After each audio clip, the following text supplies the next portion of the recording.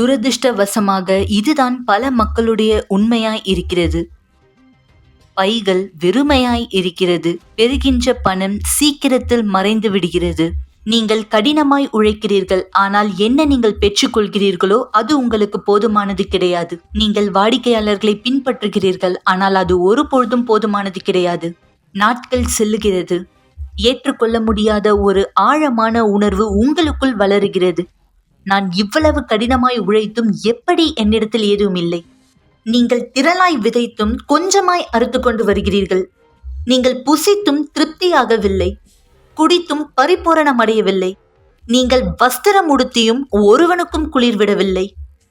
கூலியை சம்பாதிக்கிறவன் பொத்தலான பையிலே போடுகிறவனாய் அதை சம்பாதிக்கிறான்.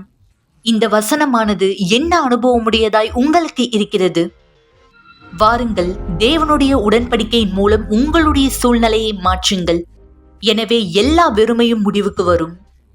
எனவே திங்கட்கிழமை கூட்டங்களில் இணையுங்கள். ஏனென்றால் அனைத்து வெறுமையின் முடிவோடு எல்லா தொழிலாளர்களுக்கான ஆசீர்வாதத்திற்கான நாள். மற்றும் அந்த நாள் உங்கள் வேலை சம்பந்தப்பட்ட பொருட்களை நீங்கள் கொண்டு வாருங்கள். கூட்டம் நேரம் மாலை 7 மணி. யூனிவர்சல் ஆலயம் எண் 282 கீழ் 681 1000 விளக்கு, அண்ணா சாலை, சென்னை 600600. அல்லது உங்களுக்கு அருகாமையில் இருக்கும் யூனிவர்சல் ஆலயங்களில் இணையுங்கள். வணக்கம் பிரியமானவர்களை, கவலைப்படுவது நிறுத்துங்கள். இந்த நிகழ்ச்சிக்கு உங்களை இந்த இடத்துல வரவேற்கிறேன். உங்க எத்தனை பேருடைய பண வாழ்க்கை தரித்திரமானதா இந்த இடத்துல இருக்கும்? நீங்க பார்த்த இந்த வீடியோ போல நீங்க செய்ய விரும்புறது, நீங்க எதற்காக போராடிட்டு இருக்கீங்க, அந்த பதில்கள் உங்களை விட்டு தொலை தூரத்துல இந்த இடத்துல போயிட்டு இருக்கிறத பாக்குறீங்க. நீங்க எந்த ஆசீர்வாதங்களை எதிர்பார்க்கிறீங்களோ அந்த ஆசீர்வாதம் இன்னும் உங்களுடையதாக இந்த இடத்துல இல்லை. இந்த வாழ்க்கை தேவன் உங்களுக்காக இந்த இடத்துல கொடுக்கல. தேவன் கொடுத்த விரும்ப வாழ்க்கை ஆசீர்வாதமும் செழிப்பும் பாதுகாப்பும் பலனும் நிறைந்ததாய் உங்களுடைய வாழ்க்கையினுடைய ஒவ்வொரு நிமிடமும் தேவனுடைய பெயர் மகிமைப்படுத்துவதற்காக. எனவேதான் விசுவாசத்திலே நீங்கள் வரவேற்கப்படுகிறீர்கள். ஆலயமானது ஒவ்வொரு நாளும் திறக்கப்பட்டதா இருக்கிறது. குறிப்பாய் திங்கட்கிழமை பொருளாதார வாழ்க்கையின் வெற்றிக்கான வழிநடத்துதலை நீங்கள் இந்த கற்றுக்கொள்ளும்படியாக விசுவாசத்திலே எங்களோட இணைய வரவேற்கப்படுகிறீர்கள். நான் என் பண வாழ்க்கையின் சூழ்நிலையை மாற்றிக்கொள்ள விரும்புகிறேன். தேவன் உதவி செய்வாரா? தேவன் வாக்களித்திருந்து அவர் மாறாதவர், அவருடைய வார்த்தையை நிறைவேற்றுகிறவர். எனவே நீங்க தேவனுடைய சத்தத்தை கேட்க விரும்பினால் இந்த திங்கட்கிழமை நீங்கள் இரவு 7 மணி கூட்டத்திலே நம்முடைய ஆலயத்தில் விசுவாசத்தோடு எங்களோடு இந்த ஒன்றனையே வரவேற்கப்படுகிறீர்கள். நீங்க இந்த சாட்சியை பார்க்க போறீங்க. சில நேரம் மக்கள் கடினங்கள் இந்த கடந்து போகலாம். ஆனா வித்தியாசத்தை கவனிங்க. தேவன் இல்லாத ஒருவர் கடினங்களை கடந்து போவதும், தேவனோடு கூட இருக்கிறவர் ஒருவர் கடினங்களை கடந்து போவதும் முற்றிலும் வேறு திசைகளில் உள்ள ஒரு 2 பரிமாணங்களை போல. ஆம், தேவன் இல்லாதவர் பிரச்சனை சந்திக்கும் பொழுது அந்த பிரச்சனையில் அவர் விழுகிறவராக இருக்கிறார். தேவனோடு கூட இருக்கிறவர் பிரச்சனையை சந்திக்கும் பொழுது அந்த பிரச்சனையிலே அவர் உயர்த்தப்படுகிறார். எதை குறித்து நீங்க பேசுறீங்க? நீங்க இந்த இடத்துல என்ன சொல்றீங்க? பிரச்சனையில உயர்த்தப்படுகிறவரா? ஆம், என தேவனோடு கூட ஒருவர் இருக்கும் பொழுது தேவன் அவர்களுக்கான சரியான பாதையை இந்த இடத்துல காட்டுகிறார். நஷ்டத்தையும் லாபமாய் மாற்றுவதற்கான வழி, தோல்வியையும் வெற்றியாய் மாற்றுவதற்கான வாய்ப்பு என தேவனோடு கூட சகலத்தையும் ஜெயம் கொள்ளுகிறவராய் இடத்தில் இருக்கிறார்கள். நீங்க பார்க்க போகிற சாட்சி தான். தன்னுடைய வியாபாரத்தில் மிகப்பெரிய பிரச்சனை இந்த இடத்துல இவர் சந்தித்தார். இந்த பிரச்சனை ஒருவேளை உங்களுடைய வாழ்க்கையிலும் கூட நீங்க சந்திக்கக்கூடியதா இந்த இடத்துல இருக்கலாம், சந்தித்திருக்கலாம். நீங்க இந்த பிரச்சனையில உயர்ந்தீங்களா அல்லது இந்த பிரச்சனையில இந்த இடத்துல நீங்க எழுந்தீங்களா? என இந்த சாட்சியிலே தேவனோடு கூட இருந்த நபர், தேவனாலே வழிநடத்தலை பெற்றவர், இந்த கடினத்திலும் இவருடைய வாழ்க்கை கீழே போகவில்லை. இவருடைய வாழ்க்கை தேவனை நோக்கி தேவனுடைய மகிமைக்கான சாட்சியாய் உயர்த்தப்பட்டது. என்ன நடந்தது? எப்படியாக விசுவாசம் ஒருவருடைய வாழ்க்கையை மாற்றியிருக்கிறது என்பதை நீங்களே பார்ப்பதற்காக இந்த சாட்சியை கவனிங்கள் கொள்தே.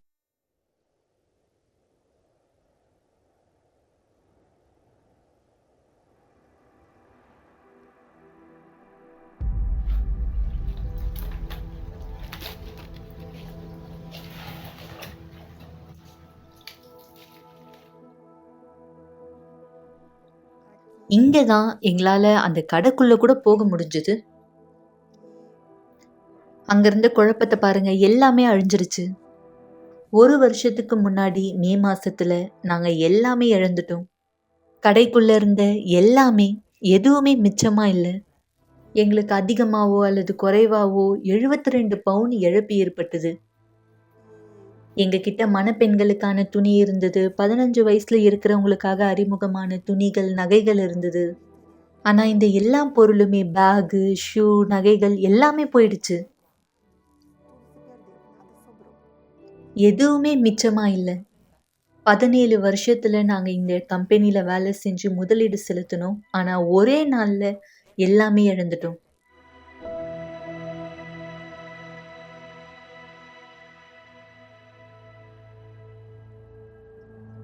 இதுதான் என்னுடைய வீட்டுடைய நிலையா இருந்தது. நம்ம இந்த வீட்டு மேல் கூரையிலேருந்து பார்க்கலாம் எந்த அளவு தண்ணி இருக்குன்னு. இது என் கடைக்கு முன்னாடி இப்படிதான் இருந்தது. என் வீட்டுடைய வாசல் துவங்கி என்னோட ரூம் வரைக்கும் இருந்த பொருள் எல்லாமே வேற வேற இடத்துல போயிடுச்சு. என் சமையல் அறையில இருக்க வேண்டிய ஃப்ரிட்ஜு, என்னுடைய தங்கியிருக்க ரூமுக்கும், அங்க இருந்த சோஃபா, கழிப்பறை கிட்டேயோ இந்த மாதிரி எல்லா பொருளும் போய் இந்த பொருள் மட்டும்தான் இருந்தது. மிச்சமான பொருட்களை, துணிகளை நாங்க எங்க வீட்ல இருந்து எடுத்துட்டோம். எதையுமே மீட்டு எடுக்க முடியல. அது மட்டும் போதுமானதா இல்ல. என்னுடைய வீடு, என்னுடைய நிறுவனம் எல்லாமே இந்த வெள்ளத்துல அழிஞ்சிருச்சு. அதுவும் இல்லாம நம்மளுடைய ஆலயமும் கஷ்டப்பட்டது. என்னை அதிகமா காயப்படுத்தினது ஆலயம் அழிக்கப்பட்டு இருந்தது தான். நான் ஆலயத்துல கால் வச்ச முதல் நாள் எனக்கு ஞாபகம் இருக்கு. நான் வீட்டை கண்டுபிடிச்சேன். என் தகப்பனுடைய வீட்டுக்கு ஒருத்தவங்க என்னை அழைச்சாங்க. அப்படி இருக்கும்போது என் தேவனும் என் தேவனோட வீடும் அங்க அழிக்கப்பட்டதா இருந்தது. உதவியாளர்களா நானும் என்னுடைய கணவரும் எங்க விசுவாசத்தை கைவிடல. நான் 2 பிளேட்ல திருவிருந்தானது செஞ்சுட்டு இருந்தேன். ஒரு பிளாஸ்டிக் டேபிள நான் ஒருத்தவங்க கிட்ட இருந்து கடன் வாங்கியிருந்தேன். இதுதான் முதல் திருவிருந்து ஆலயம் அழிஞ்சிட்டு இருக்க நிலைமையில நடந்தது. நான் திருவிருந்து செஞ்சுட்டு இருந்த போது என்னால உதவ கூட முடியல. நான் அழுதேன். ஏன்னா அது ரொம்பவே வலியா இருந்தது. எப்படி இருந்தாலும் நான் திருவிருந்து செஞ்ச அந்த நேரம் எனக்கு தெரியும். அங்க நிக்கிற மக்கள் எல்லாம் என்ன கடந்து வந்தாங்கன்னு. ஆலயத்துல இருக்க எல்லா மக்களும், துணையாளர்கள், எல்லா குடும்பங்களுமே இதே சூழ்நிலையை தான் கடந்தாங்க. ஆனா அவங்க விசுவாசத்தை கைவிடல. ஏன்னா நாங்க எல்லா போதகர்களுடைய ஆதரவை பெற்றோம். நாங்க துணையாளர் கூட ஒருத்தருக்கு ஒருத்தர் ஆதரவா இருந்தோம். நாங்க ஆலயத்தினுடைய தலைமை சபையா இருக்க கன்னோவர்ஸ் என்ற இடத்துக்கு போனோம். லாரிகள்ல இருக்க பொருள்களை இறக்கிட்டு இருந்தோம். நாங்க தங்குற இடத்த விட்டு வேற ஒரு இடத்துல போய் தங்கியிருந்தோம். நன்கொடைகளை சார்ந்து இருந்தோம். அந்த மாதிரியான போராட்டத்துல தான் போயிட்டு இருந்தோம். நாங்க எங்க துணிகளை சுருட்டிக்கிட்டு அங்க இருக்க மக்களுக்கு உதவுறதுக்கு போனோம். யாருக்கு உதவி தேவையானதா இருக்கோ அவங்களுக்கு நாங்க தொடர்பு பண்ணோம். நான் எல்லாத்தையுமே இழந்துட்டேன். ஆனா என் விசுவாசத்தை நான் இழக்கல.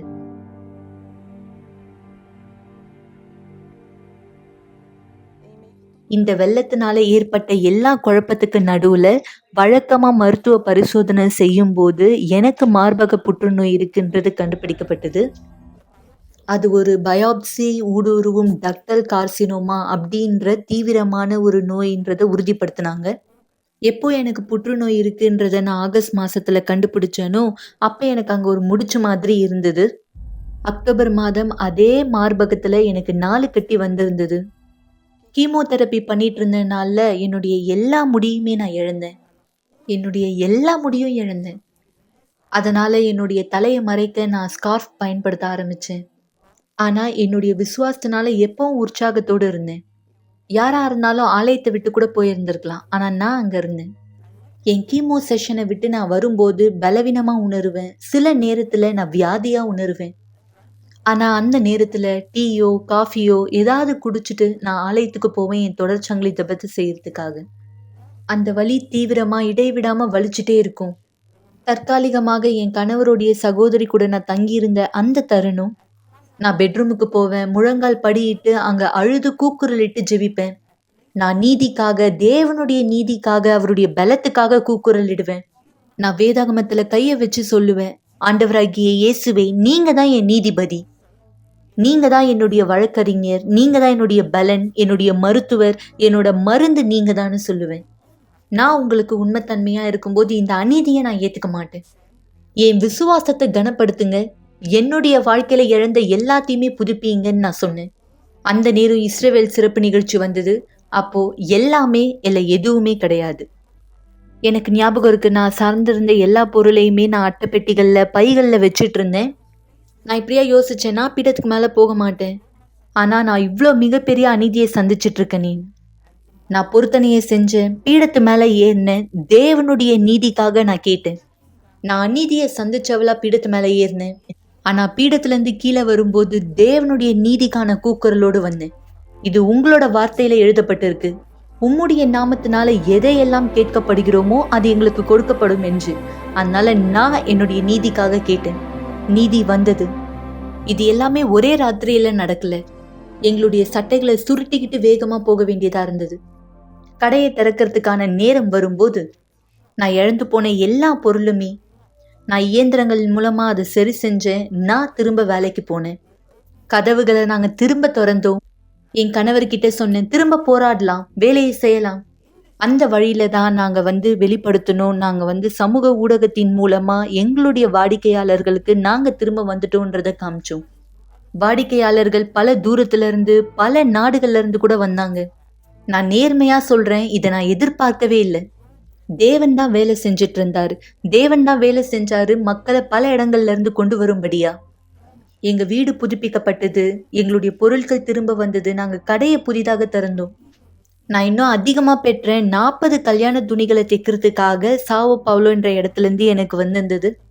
யார் கண்டுபிடிச்சாங்க, இல்ல யார் சொன்னாங்க அவங்கள என் கடைக்கு கொண்டு வர சொல்லி? எனக்கு அந்த மக்களை கூட தெரியாது.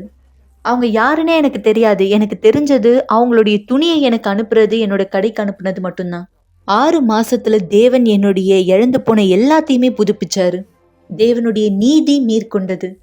நான் சொல்லுவேன், இன்னைக்கு எனக்கு இருக்க 2வது வீடு மகிமைக்குரியதாகவும் சிறந்ததாகவும் இருக்கு எனக்கு முன்னாடி இருந்த வீட்டை விட. ஏன்னா இப்போ என் கடையில எந்த பொருள் இருக்கோ அது முன்னாடி என்கிட்ட இருந்தது இல்லை.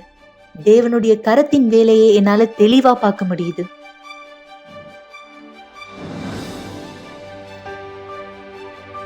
ஓகே. அந்த புற்றுநோயை பத்தி நீங்க எதுவுமே சொல்லலையே, என்ன ஆச்சு? அந்த கேன்சர் மறைஞ்சிடுச்சு. நான் குணமாயிட்டேன். தேவனுக்கு மகிமை. யார் முன்னாடி நிறைய முடி இழந்தவங்களா இருந்தாங்களோ இன்னைக்கு எனக்கு நிறைய முடி இருக்கு. ஆமா, நான் குணமாயிட்டேன். தேவனுக்கு நன்றி. நான் ஆரோக்கியமா இருக்கேன். 2 மாசத்துக்கு முன்னாடியே எல்லா டெஸ்ட்டுமே முடிஞ்சிடுச்சு. முழுமையா எல்லாமே சரியாயிடுச்சு. இன்னைக்கு எல்லாமே அருமையானதா இருக்கு. தேவனுக்கு மகிமை. இன்னைக்கு நம்மளுடைய ஆலயமும் புதிதாய் மாற்றப்பட்டிருக்கு. முன்னாடி இருந்ததை விட நம்ம ஆலயம் இன்னைக்கு ரொம்ப அற்புதமா இருக்கு. நம்மளுடைய ஆலயம் போர்ட்டபெல்லோ கன்னோர்ஸ்ல இருக்கு. வித்தியாசம் என்னன்னா விடாமுயற்சி மட்டும்தான். விடாமுயற்சின்றது பின்னாடி பாக்குறது கிடையாது. சந்திக்கிற போராட்டங்கள்ல, கடினங்கள்ல தேவனை குறை சொல்றதோ கேள்வி கேட்கறதோ கிடையாது. நம்மள முன்னோக்கி கொண்டு போகணும். பாலைவனங்களை கடக்கணும். என் கூட அவங்க இருந்த நாள் எல்லாம் ஒரு தடவை கூட குறை சொன்னது கிடையாது. ஷீலா அழுத நான் பார்த்ததே இல்லை. மேலும் அவங்க எப்போதும் அவங்க தலையை நிமிர்ந்து தான் நடப்பாங்க. எங்க அம்மா ஒரு பொழுதும் தேவனிடத்துல கேள்வியோ குறையோ சொன்னதை நான் பார்த்ததே இல்லை. அவங்க எப்போதும் தேவனுக்கு நன்றி சொல்லுவாங்க. ஆசீர்வாதத்தை காட்டிலும் கடினமான நேரத்துல தேவனுக்கு நன்றி சொல்லணும்னு எப்பொழுதும் அவங்க சொல்லுவாங்க. சரியா, இதனுடைய பிரதிபலிப்பு தான் என் விசுவாசத்தை எழ செஞ்சது, விழிப்படைய செஞ்சது. எனக்குள்ளாக இந்த சமாதானத்தை பெற்றுக்கொள்ளணும்னா நான் என்னுடைய வாழ்க்கையை இயேசுவுக்கு கொடுக்கணும்னு. பாருங்க, இந்த சூழ்நிலையில பரிசுத்த ஆவி உங்களோட இல்லைனா நீங்க எந்த மாதிரியான முடிவு எடுத்திருப்பீங்க? நான் இன்னைக்கு உயிரோடு இங்க இருந்திருக்க மாட்டேன். இந்த இடத்துல கூட நான் இருந்திருக்க மாட்டேன். நான் எல்லா நேரமே சொல்லுவேன், பரிசுத்த ஆவி நம்மளுக்கு நெருக்கமா இருக்கும்போது எல்லா நாளுமே நம்ம 2 பக்கமும் அவருடைய கவசம் இருக்கும். அநீதியானது வந்தாலும் அந்த அநீதியை தேவன் அனுமதிச்சிருக்காரு அவருடைய நீதி நடைபெறுறதுக்காக. நான் எல்லா நேரமே சொல்லுவேன், விசுவாசத்தினுடைய செயல் ஒன்றிணைந்து நடக்கும்.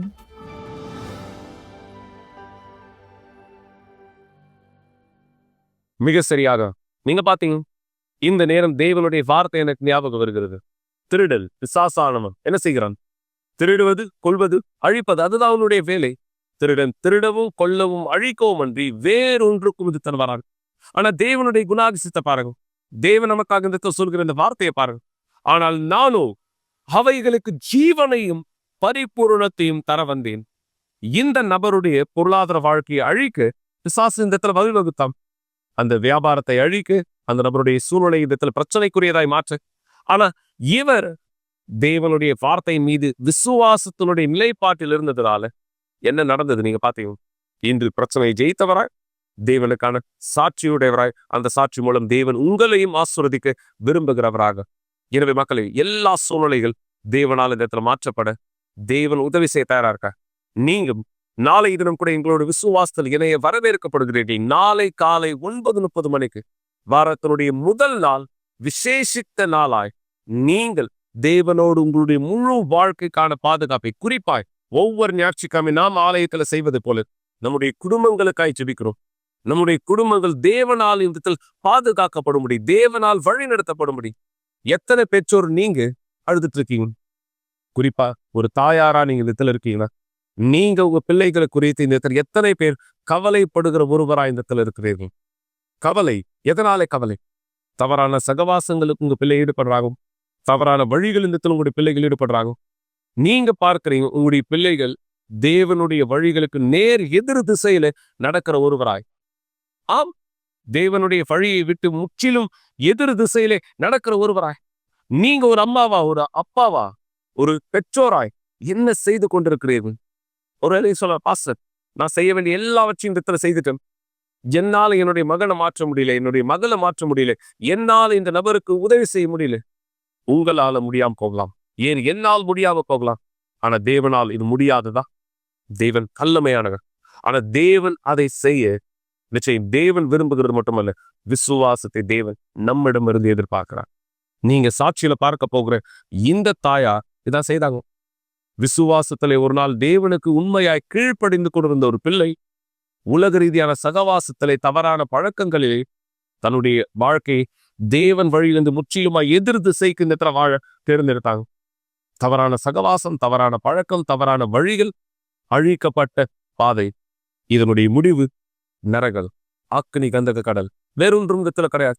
இப்படியான ஒரு சூழலில் தன்னுடைய மகளை ஒரு தாயார் பார்க்கும்பொழுது எப்படியான இடத்துல இருக்கும்? ஒருவேளை இது உங்களுடைய பிள்ளைகளுடைய சூழலையா இருந்தா, ஒரு தாயாய் நீங்க எப்படி இந்த இடத்துல உணர்வீங்க? ஆனா இந்த தாயார் இவங்க இந்த இடத்துல தன்னுடைய மகளுடைய பிரச்சனை குறித்து இந்த இடத்துல பார்த்த பொழுது அதற்காக அழவோ, புலம்பவோ, குறை சொல்லவோ தேவன் எதிர்த்து போகவில்லை. தனக்கு தேவன் கொடுத்த ஆயுதத்தை பயன்படுத்துறாங்க. அந்த ஆயுதமானது என்ன? இந்த நபர் எப்படியாக தேவனுடைய பதிலை பெற்றார்? இன்று நடந்தது என்ன? சாட்சியை பாருங்கள் இப்பொழுதே.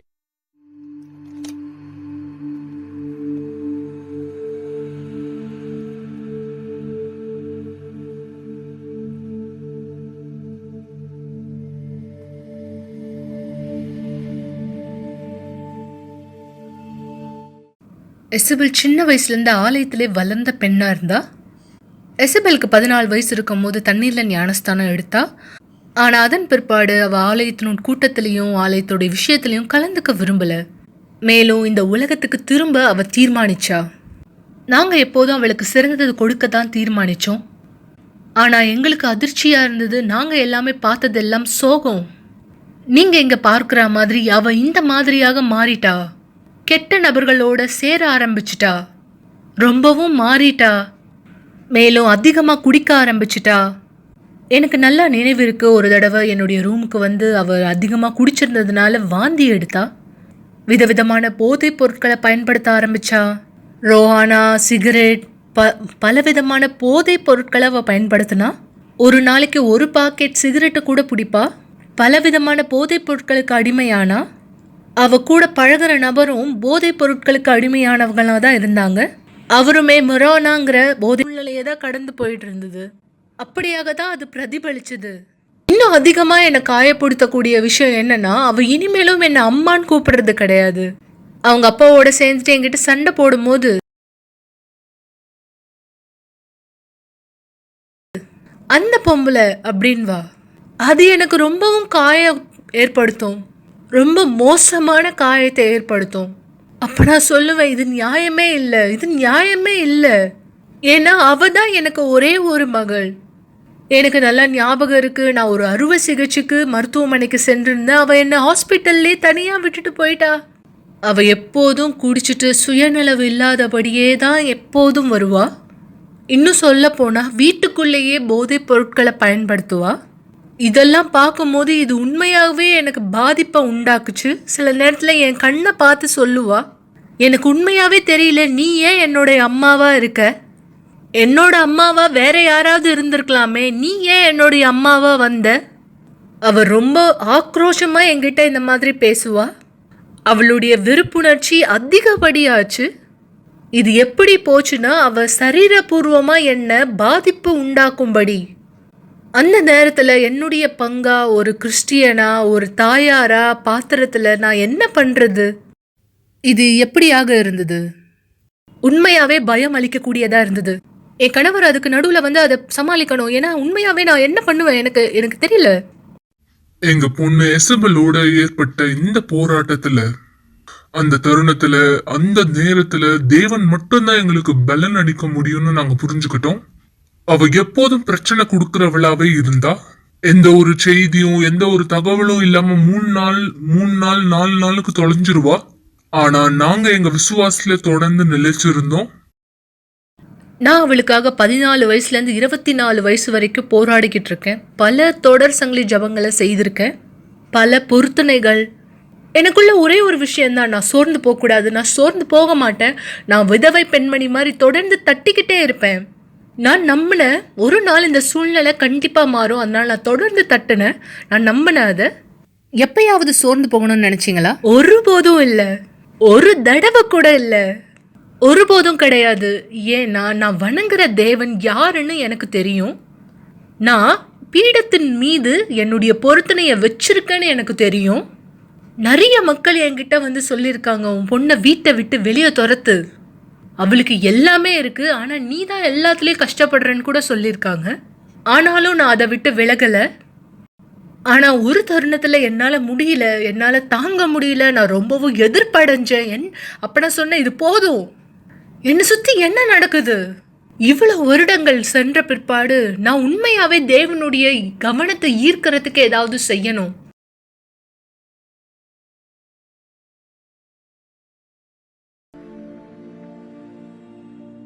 மிஸ்டர் தைஸ், நான் ஒரு விஷயத்த புரிஞ்சுக்க விரும்புகிறேன். இந்த பொம்மை இங்கே என்ன பண்ணுது? இந்த அட்டையில் இருக்கிற உருவம் நான் விசுவாசத்தினால உந்தப்பட்டு இதை செஞ்சேன்.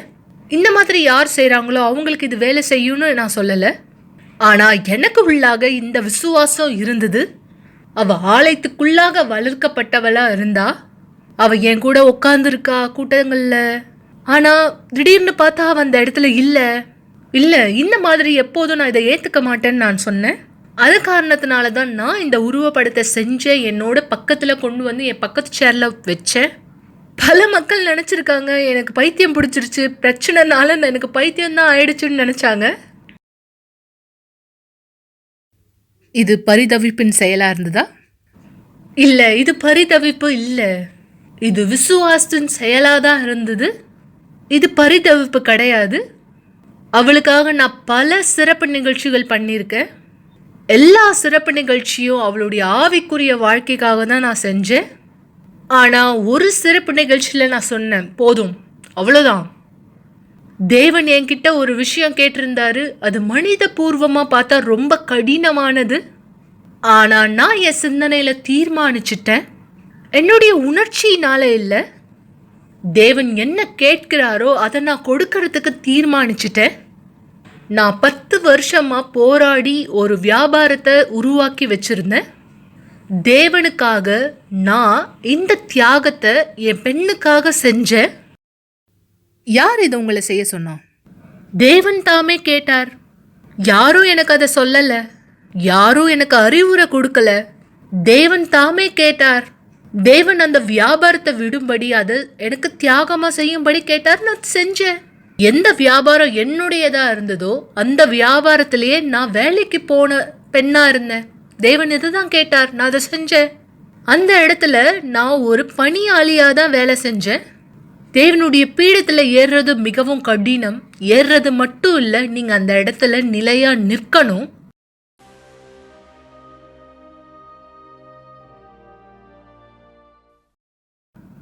நான் தேவன் கிட்ட சொன்னேன், என் பெண் எனக்காக வேணாம், அவ உங்களுக்காக வேணும்.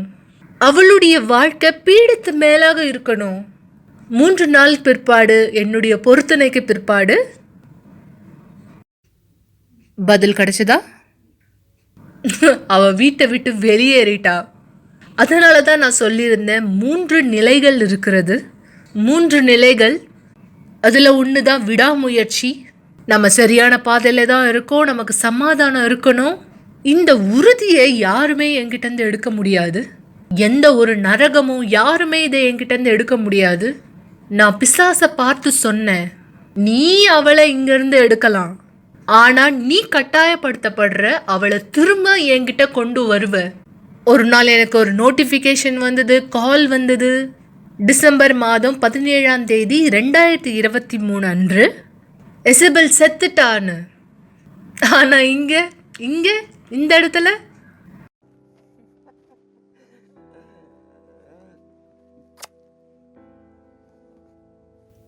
இதோ புதியதா? ஆமா ஆமா, இது புது எசபெல். இனிமேலும் பழைய எசபெல் இந்த இடத்துல இல்லவே இல்லை.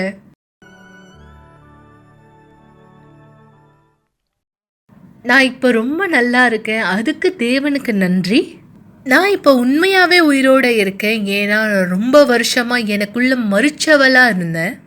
என்னுடைய பெற்றோருடைய ஜபத்தினாலையும் தேவனுடைய பாதுகாப்பு இல்லாமல் இருந்திருந்தா நான் இந்த இடத்துல இருந்திருக்க மாட்டேன். எனக்குள்ளே இருக்கிற வெறுமையை நிரப்புறதுக்கு நான் நிறைய செஞ்சுருக்கேன். அதுக்கு காரணம் தேவன் இல்லாமல் இருக்கிறதுனால தான். எனக்குள்ளாக, என் வீட்டுக்குள்ளாக இருந்த எல்லா விதமான மது பொருட்களையும் நான் எடுத்து வெளியே போட்டேன். பழைய எசபெலை நான் புதைக்க வேண்டியதாக இருந்தது. நான் உணர்ந்தது, நான் வாழ்ந்தது, நான் செஞ்சது எல்லாத்தையும் தண்ணீர் ஞானஸ்தான தொட்டியில் விட்டுட்டு வந்துட்டேன். நான் உண்மையாகவே நன்றி சொல்கிறேன். அவள் மறிச்சிட்டா. இப்போ எனக்கு தெரியுது நான் யாருக்காக பிறந்தேன். இன்னைக்கு எனக்குள்ள சமாதானம் இருக்குது. எனக்கு வேறு எதுவுமே வேணாம். நான் போன பார்ட்டி, ட்ரக்ஸ், நான் செஞ்ச காரியங்கள் எதுவுமே என்னுடைய வெறுமையை போக்கலை. அதெல்லாம் எனக்கு இப்போ எதுவுமே இல்லை. இன்னைக்கு அவள் என்னை அம்மான்னு கூப்பிடுறா, அம்மானு வாய் நிறைய கூப்பிடுறா. தேவனுடைய காரியங்களை குறித்து நாங்கள் 3 மணி 2 மணிக்கெல்லாம் கூட பேசுகிறோம். இதுதான் என்னுடைய கனவாக இருந்தது. தேவனுடைய காரியங்களை குறித்து நான் அவ கூட பேசணும்னு நினச்சேன். இதுதான் உண்மையான எசபெல்லா இருக்கா? இவ திரும்பவும் தேவனால பிறந்திருக்கா? நீங்க கதவை தட்டும் போது எசபெல் உங்க பக்கத்துல இருப்பாங்கன்னு நம்புனீங்களா? எனக்குள்ளாக எப்போதும் இந்த உறுதி இருந்தது. ஏன்னா எனக்கு தெரியும், விடாமுயற்சினால மட்டும்தான் தேவனுடைய நீதியை நம்மளுடைய வாழ்க்கையிலும் என்னுடைய பெண்ணுடைய வாழ்க்கையிலும் உண்மையாக்க முடியும்னு. நல்லது மக்களே, நீங்க பாத்தீங்களா இந்த நபர் விசுவாசத்தை எப்படியாவது இந்த இடத்துல பயன்படுத்துறாங்கட்டு. தன்னுடைய மகளுடைய ஒரு போட்டோவை இந்த இடத்துல தன்னோடு கூட ஆலயத்துல உட்கார்ந்துட்டு இருக்கிறது போல இவங்க விசுவாசித்தாங்க. தன்னுடைய மகள் இந்த இடத்துல இல்லை, ஆனா விசுவாசத்துல என்னுடைய மகள் இந்த இடத்துல இருக்கிறார். விசுவாசத்திலே நானும் என் மகளும் கூட்டத்திலே கலந்து கொள்கிறோம். விசுவாசத்திலே நானும் என்னுடைய மகளும் தேவனுடைய வழியை தேடுகிறோம். மக்களை, சில நேரத்தில் இது பைத்தியக்காரத்தனமானவா இந்த இடத்துல இருக்கலாம். நீங்க எப்படியான விசுவாசத்தை காமிக்கும் போது மக்கள் உங்களை பைத்தியக்காரன் கேலி செய்கிறவராக கூட இருக்கலாம். ஆனா கவலைப்படாதீங்க, விசுவாசம் இந்த உலகத்திற்கு பைத்தியக்காரத்தனமானது. ஆம், இந்த விசுவாசம் உலகத்திற்கு பைத்தியக்காரத்தனமானது. சிலுவையினுடைய உபதேசம் கெட்டு போகிறவர்களுக்கு பைத்தியமாய் தோன்றுகிறது. ஆனா ரட்சிக்கப்படுகிற நமக்கும் அது தேவ பலனாயுதத்தில் இருக்கிறது. தேவன் இந்த பலனை உங்களுக்கும் இந்த கொடுத்திருக்கிறார். உங்களுடைய பிரச்சனையை பார்த்து தலை தொங்கப்படாதீங்க. உங்களுடைய சூழ்நிலையை பார்த்து இது மாறாது முடியாதுன்னு நினைக்காதீங்க. தேவன் உயர்த்துகிறவராக இருக்கிறார். தேவன் அதி அற்புதமான செயல்களால் மாற்றத்தை கொண்டு வருகிறவராக இருக்கிறார். எனவேதான் நாளை காலை 9:30 மணிக்கு எல்லா வழிகளையும் உண்டாக்கி நீங்கள் எங்களோடு கூட ஒன்றிருந்திருக்கு. ஒருவேளை உங்களுடைய குடும்பத்தார் உங்களோட வராம இருக்கலாம், ஆனா உங்களுடைய போட்டோவை, பெயர்களை இந்த எழுதி கொண்டு வாங்க. தேவனை நோக்கி நாம் உயர்த்தலாம். தேவனை, என்னுடைய மகனை, என்னுடைய மகளை, என்னுடைய கணவனை, வீட்டாரை தொடும், மனைவியை தொடும் உன்னுடைய வல்லமையாலே அவர்களுடைய வாழ்க்கையின் சூழ்நிலை மாற. எனவே விசுவாசத்தினை தயாரா இருக்கிறார். உங்களுடைய கரங்களை நோக்கி நீட்டிருங்க. இயேசுவை இதோ இந்த நேரம் இந்த நபர் ஏற்றுக்கொண்டார். இவரோடு சேர்ந்து இந்த ஒரே ஆவியிலே ஏற்றுக்கொள்கிறேன். உம்முடைய வார்த்தை இவர்களது வாழ்க்கையிலும் நிஜமாக்கப்பட உதவி செய்கிறாங்க. இந்த நபருக்கான வழிகளை திறப்பிறாக. இந்த நபரையும் நபருடைய குடும்பத்தையும் வழி நடத்தி ஆசீர்வதிக்க கேட்கிறேன். இயேசுவின் நாமத்தினால் ஆமென். தேவன் உதவி செய்தாராக. உங்களுடைய வலியை, வேதனையை குறித்து அழுவதை நிறுத்துங்க. விசுவாசி தேவனுக்கு வழி கூறத்துங்க. இதை அவர் நம்ம கொடுத்தாயிரும். இந்த விசுவாசத்திலே அற்புதமான காரியங்களை தேவன் நமக்கானதாய் செய்யட்டும். தேவன் உங்களோடு இருப்பார்.